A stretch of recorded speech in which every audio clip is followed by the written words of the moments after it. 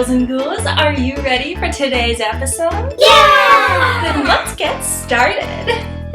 Today's episode is brought to you by the letter C. There are so many fun words that start with the letter C, like cremation and cannibalism. Or there's my personal favorite, contradiction.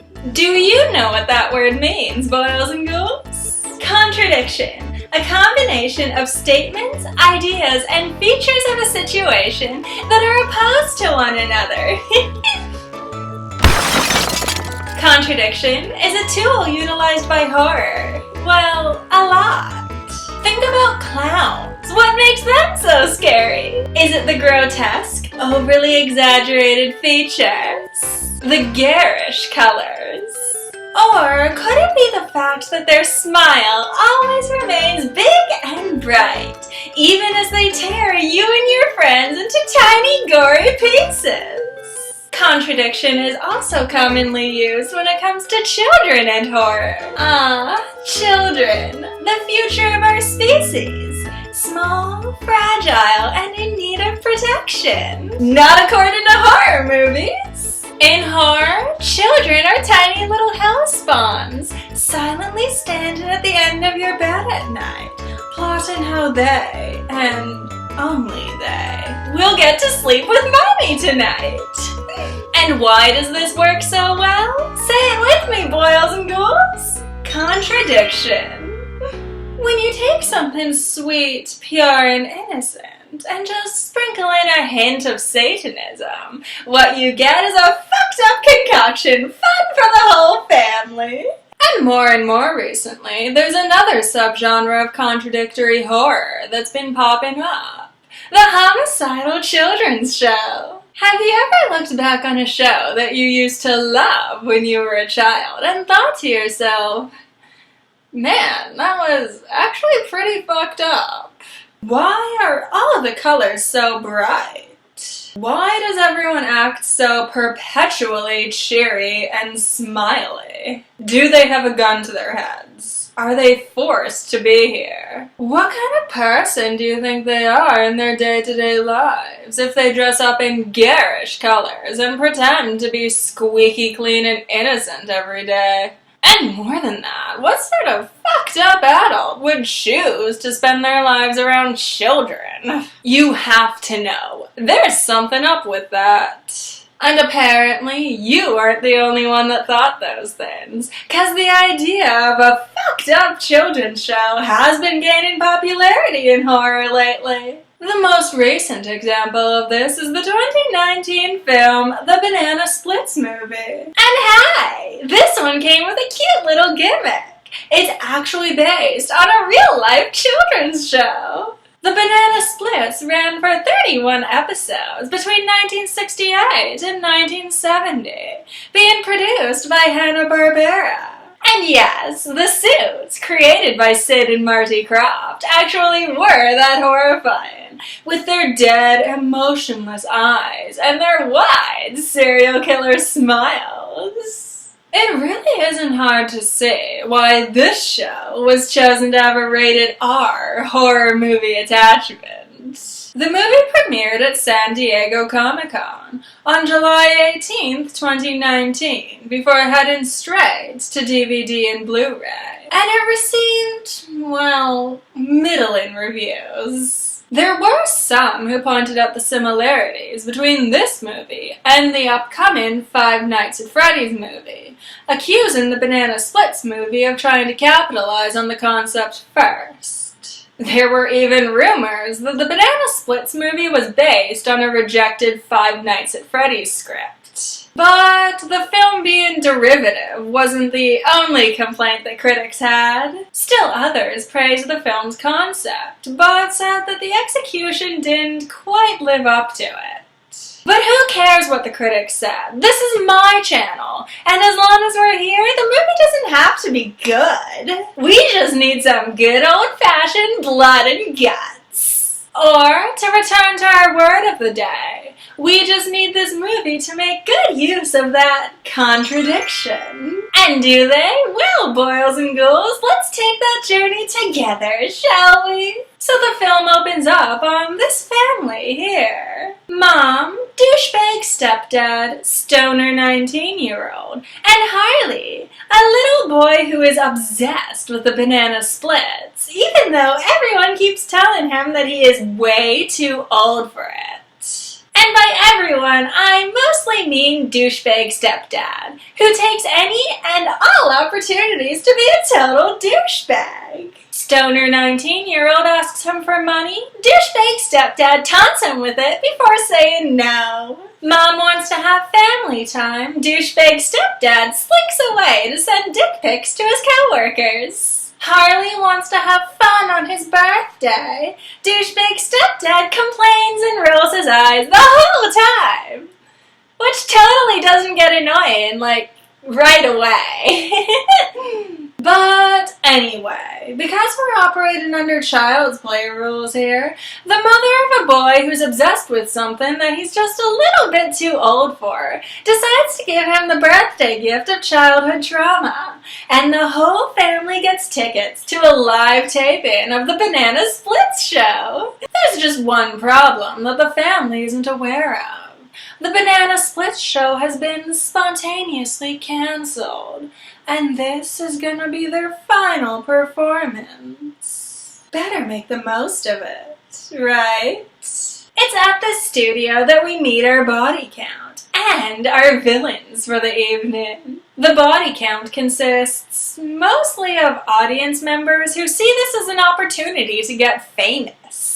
I don't know how likely it is that you'll get famous appearing as an audience member of a children's show, but, you know. There's this couple obsessed with becoming Instagram famous, and then there's this father looking to push his daughter into show business. They're pretty much as douchey and annoying as douchebag stepdad is, so I'll spare you the pain of having to deal with them. Let's take a look at our villains instead, the Banana Splits themselves. In the original show, the Banana Splits were all puppets, operated by real actors inside. But here, they're robots.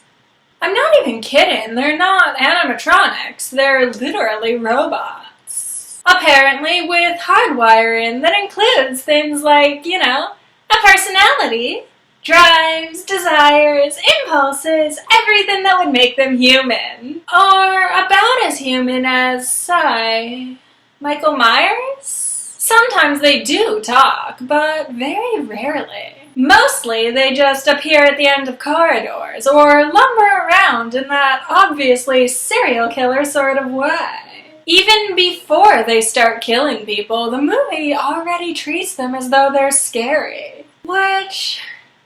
let's go back to that word of the day, boys and ghouls. Contradiction. The point of a concept like this is to utilize contradiction. The fun is supposed to come out of watching something cute and child-friendly turn around and start ripping people to shreds. There is nothing cute or child-friendly about these characters. They are horrifying from minute one. And maybe I'd feel differently if I had grown up watching the Banana Splits on TV, but, okay, look. I'm 24. I didn't grow up watching the Banana Splits. You want to scare me? Make Barney eat a child. Or get Blue from Blue's Clues to go all Cujo on us. I'm not familiar with these characters, and I'm pretty sure that most people my age wouldn't be. Which doesn't mean that the movie's concept falls apart, but it does mean that the movie's gonna have to do some work to make sure that the concept still gets communicated to me. And I'm not even talking about doing something difficult. I mean, have these characters talk. Make them upbeat and energetic, or act like overgrown children. But instead, these characters that should be fun and terrifying are just... boring. I don't even know how you fuck up this bad. Part of the benefit of using a real-life children's show is that these characters should already have pre-established personalities. Just take those characters and put them in this movie? Is it that hard? Ugh. Anyway, the characters being robots mean that they now have this Geppetto-type guy to take care of them. Who is he? Is he evil?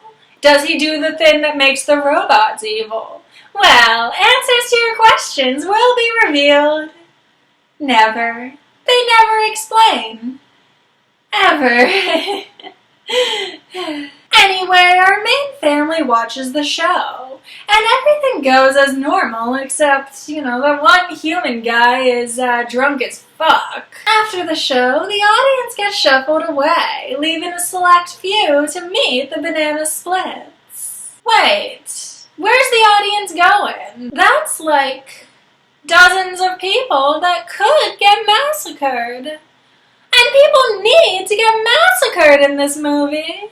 It's part of the concept. If we're gonna have contradiction, then we need not only cute and child-friendly, but fucked up, horrifying gore. This movie needs to cross lines. It needs to be shocking and disgusting. It needs to line up women and children to get ripped to shreds by fuzzy little creatures, laughing all the way. But they just sent everyone away.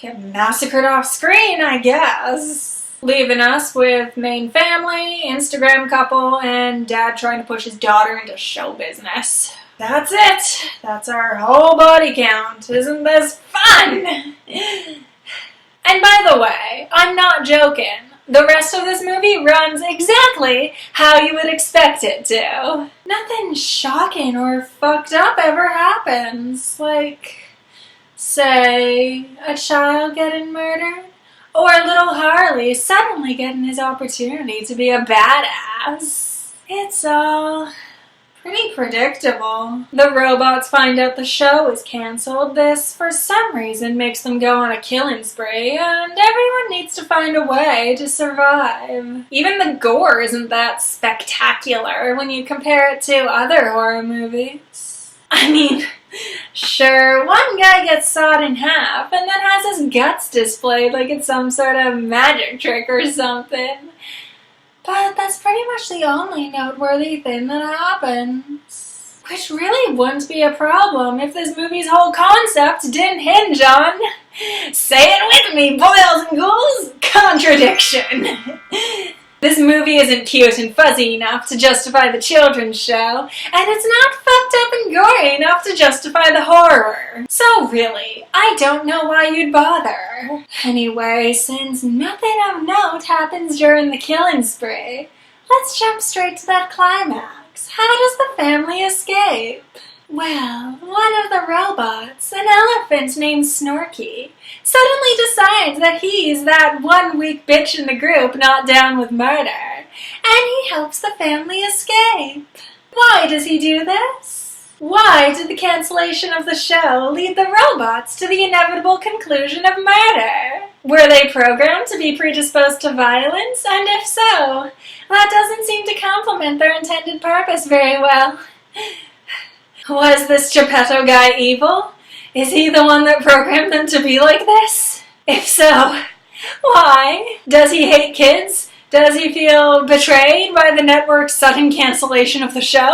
If he does, the movie gives no indication of this. I'm just spitballing here. Did Snorky turn on the other robots because they all have distinctive personalities and the ability to make their own decisions? And if that's the case, then why did this movie refuse to give us their personalities and instead just gave us a whole lot of silent lumber in Michael Myers's? Which robot decided to start the killing spree? Did he discuss it with the others first, or did he just start doing it and the others went, "Okay, what the fuck is happening here?" I wish I could give you answers, boils and ghouls, but all I have are questions. Can we just get to final thoughts now? All in all, I agree with the critics on this one. The concept was great, but the writers didn't seem to understand why the concept was great. Instead, they just gave us a pretty standard horror movie with okay gore and horrible acting. Oh my god, I didn't even mention the horrible acting. If you want to see this concept done well, there are an endless amount of creepypastas that utilize it. And of course, there's Five Nights at Freddy's, both the video game and the upcoming movie, which hopefully will be better than this. But would I call this movie fun for the whole family? Only if your idea of fun is getting hit on the head repeatedly with an oversized mallet. Thank you for watching, boils and ghouls, and make sure to join me next time.